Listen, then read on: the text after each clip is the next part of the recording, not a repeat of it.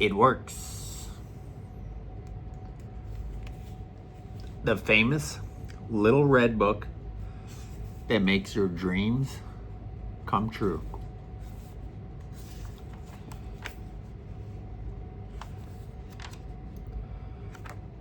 By RHJ. What is the real secret of obtaining desirable possessions?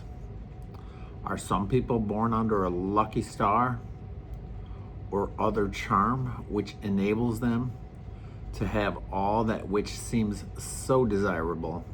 And if not, what is the cause of the difference in conditions under which men live?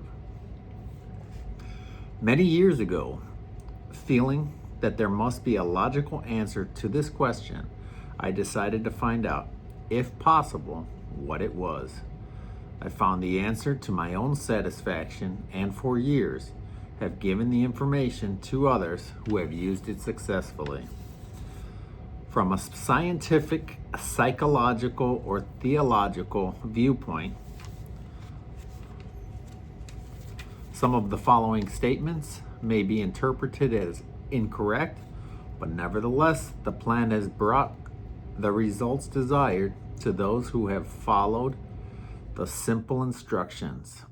It is in my sincere belief that I am now presenting it in a way that will bring happiness and possessions to many more. If wishes were horses, beggars would ride. Is the attitude taken by the average man and woman in regard to possessions? They are not aware of a power so near that it is overlooked, so simple in operation that it is difficult to conceive, and so sure in results that it is not made use of consciously or recognized as the cause of failure or success. Gee, I wish that were mine, is the outburst of Jimmy, the office boy, as a new red roadster goes by, and Florence, the telephone operator, expresses the same thought regarding a ring in the jeweler's window. While poor old Jones, the bookkeeper, during the Sunday stroll, replies to his wife, "Yes, dear, it would be nice to have a home like that, but it is out of the question. We will have to continue to rent." Landham, the salesman, protests that he does all the work, gets the short end of the money, and will someday quit his job and find a real one. And President Bondum, in his private sanctorum, voices a bitter tirade against the annual attack of hay fever. At home, it is much the same. Last evening, father declared that daughter Mabel was headed straight for disaster, and today, mother's allowance problem and other trying affairs fade into insignificance as she exclaims, "This is the last straw. Robert's school teacher wants to see me this afternoon. His reports are terrible, I know, but I'm late for bridge now. She'll have to wait until tomorrow." So goes the endless stream of expressions like these from millions of people in all classes who give no thought to what they really want and who are getting all they are entitled to or expect. If you are one of these millions of thoughtless talkers or wishers would like a decided change from your present condition, you can have it. But first of all, must know what you want, and this is no easy task. When you can train your objective mind, the mind you use every day, to decide definitely upon the things or conditions you desire, you will have taken the first big step in accomplishing or securing what you know you want. To get what you want is no more mysterious or uncertain than the radio waves all around you. Tune in correctly and you will get a perfect result. But to do this, it is, of course, necessary to know something of your equipment and have a plan of operation.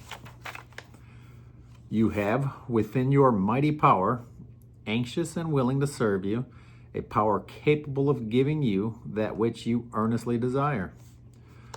This power is described by Thomas J. Hudson, PhD, LLD, author of The Law of Psychic Phenomena, as your subjective mind. Other learned writers use different names and terms, but all agree that it is omnipotent. Therefore, I call this power Emmanuel, God in us.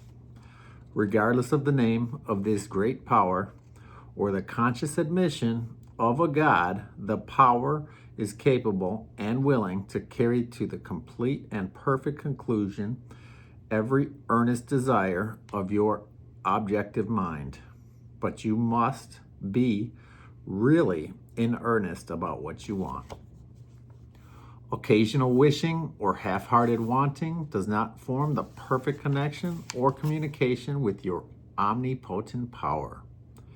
You must be in earnest, sincerely, and truthfully desiring certain conditions or things, mental, physical, or spiritual.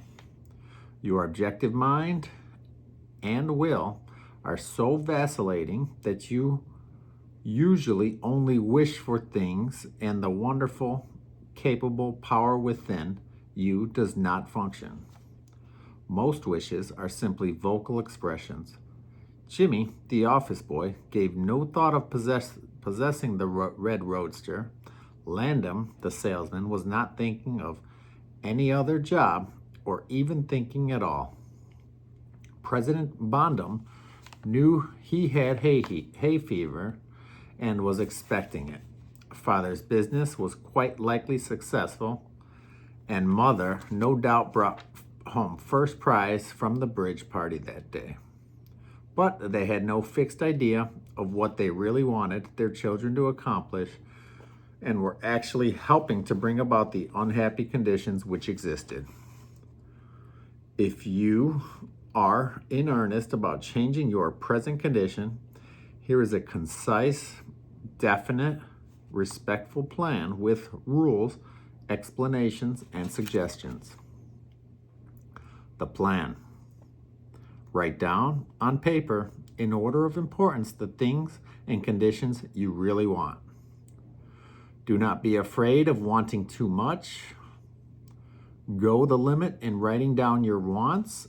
Change this list daily, adding to or taking from it until you have it about right. Do not be discouraged on account of changes, as this is natural. There will always be changes and additions with accomplishments and increasing desires. 3 positive rules of accomplishment. Read the list of what you want 3 times each day, morning, noon, and night. Think of what you want as often as possible. That's number 2. Number 3, do not talk to anyone about your plan except the great power within you, which will unfold to your objective mind the method of accomplishment. It is obvious that you cannot acquire faith from the start. Some of your desires, from all practical reasoning, may seem positively unattainable, but nevertheless, write them down on your list in their proper place of importance to you. There is no need to analyze how this power within you is going to accomplish your desires. Such a procedure is as unnecessary as trying to figure out why a grain of corn placed in fertile soil shoots up green stalk, blossoms, and produces an ear of corn containing hundreds of grains, each capable of doing what the old grain did. If you will follow this definite plan and carry out the 3 simple rules, the method of accomplishment will unfold quite as mysteriously as the ear of corn appears on the stalk, and in most cases much sooner than you expect. When new desires deserving position at or about the top of your list come to you, then you may rest assured you are progressing correctly. Removing from your list items which at first you thought you wanted is another sure indication of progress. It is natural to be skeptical and have doubts, distrust, and questionings. But when these thoughts arise, get out your list. Read it over, or if you have it memorized, talk to your inner self about your desires until the doubts that interfere with your progress are gone. Remember, nothing can prevent your having that which you earnestly desire. Others have these things, why not you? The omnipotent power within you does not enter into any controversial argument. It is waiting and willing to serve you when you are ready. But your lower, objective mind is so susceptible to suggestion that it is almost impossible to make any satisfactory progress when surrounded by skeptics. Therefore, choose your friends carefully and associate with people who now have some of the things you really want. But do not discuss your method of accomplishment with them. Put down on your list of wants such material things as money, home, automobile, or whatever it may be. But do not stop there. Be more definite. If you want an automobile, decide what kind, style, price, color, and all other details, including when you want it. If you want a home, plan the structure, grounds, and furnishings. Decide on a Hold on. All right. Decide on a location and cost. If you want money, write down the amount. If you want to break a record in your business, put it down. It may be a sales record. If so, write out the total. The date required, then the number of items you must sell to make it. Also list your prospects and put after each name the sum expected. This may seem very foolish at first, but you can never realize your desires if you do not know positively and in detail what you want and when you want it. If you cannot decide this, you are not in earnest. You must be definite, and when you are, results will be surprising and almost unbelievable. A natural and ancient enemy will no doubt appear when you get your first taste of accomplishment. This enemy is discredit, in form of such thoughts as, it can't be possible, it just happened to be, what a remarkable coincidence. When such thoughts occur, give thanks and assert credit to your omnipotent power for the accomplishment.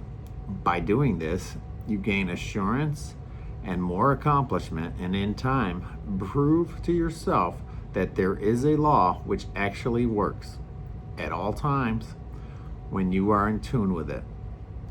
Sincere and earnest thanks cannot be given without gratitude, and it is impossible to be thankful and grateful without being happy.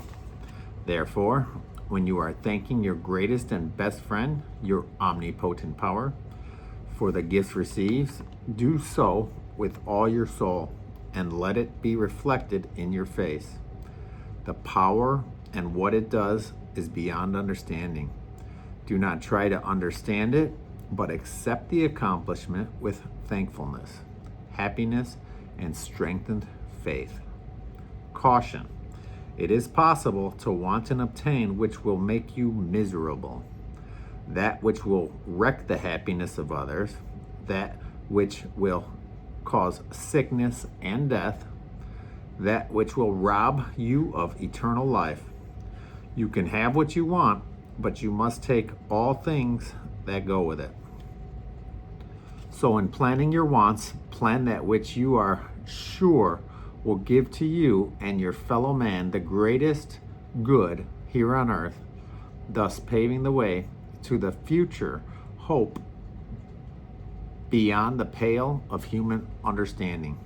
This method of securing what you want applies to everything you are capable of desiring, and the scope being so great, it is suggested that your first list consists of only those things which you are quite familiar, such as an amount of money or accomplishment, or the possession of material things. Such desires as these are more easily and quickly obtained than the discontinuance of fixed habits, the welfare of others, and the healing of mental or bodily ills. Accomplish the lesser things first. Then take the next step, and when that is accomplished, you will seek the higher and really important objectives in life.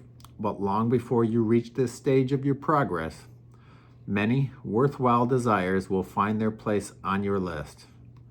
One will be to help others as you have been helped. Great is the reward to those who help and give without thought of self, as it is impossible to be unselfish without gain. In conclusion, a short while ago, Dr. Emil Koo came to this country and showed thousands of people how to help themselves. Thousands of others spoofed at the idea, refused his assistance, and are today where they were before his visit. So, with this statements and plan presented to you now, you can reject or accept. You can remain as you are or having anything you want. The choice is yours. But God grant that you may find in this short volume the inspiration to choose aright, follow the plan, and thereby obtain, as so many others have, and things, whatever they may be, that you desire. Read this entire book over and over again, and then again, and then again.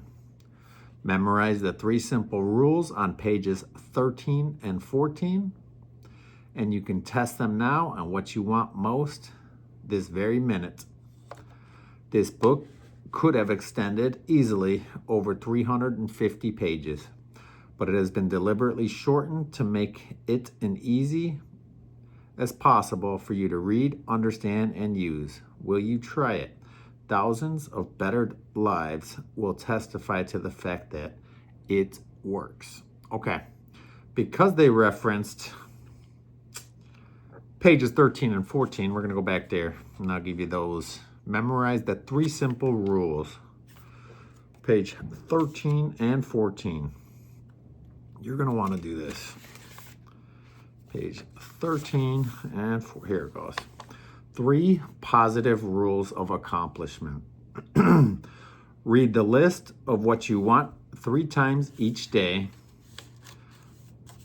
morning, noon, and night. That list is actually the list of the things you really want.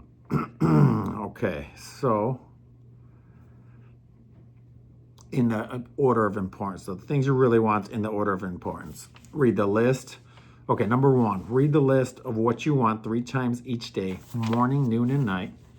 Number 2, think about what you want as often as possible.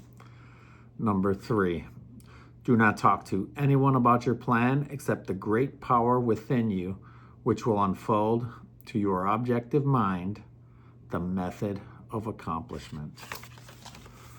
So yeah, pick up this book if you get a chance, but that's basically the whole thing right now. Right on the cover it says, if you know what you want, you can have it. Pretty exciting stuff.